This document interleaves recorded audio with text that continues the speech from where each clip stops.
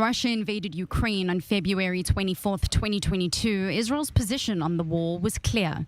It was neutral. But fast forward to the present, and that stance has seemingly changed.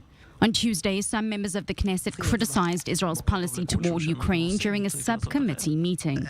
Israel is not doing enough to help Ukraine from a humanitarian point of view. We promise things to Ukraine, and it doesn't happen.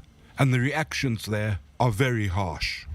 The meeting coming amid growing discontent among many in the diplomatic community that the Israeli government is conducting business as usual with Russia, especially following last week's announcement that Moscow plans to open an embassy branch in Jerusalem as part of a land deal with Israel. Regrettably, the Israeli government pays little attention to the opinions of its own people and disregards the pleas of the global Jewish diaspora who unequivocally support Ukraine in its struggle against Russian state terrorism.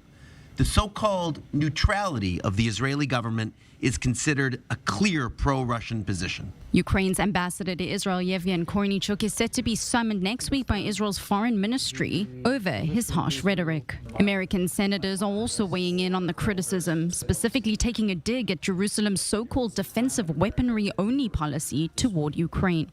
We can save more Ukrainian lives today if we transfer U.S.-owned Iron Dome batteries. However, due to serious concerns, the government of Israel has blocked the United States from transferring these batteries. Yet, despite the condemnation, reports are circulating that Israeli Prime Minister Benjamin Netanyahu is considering accepting an invitation to meet with Ukrainian President Volodymyr Zelensky. There's no date, but there's a good chance that it'll happen.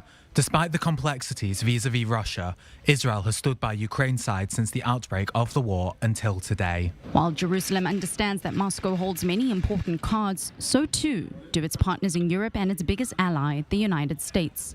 It may be trying, but what is clear is that Israel struggles to maintain a coherent position on the Russia-Ukraine war.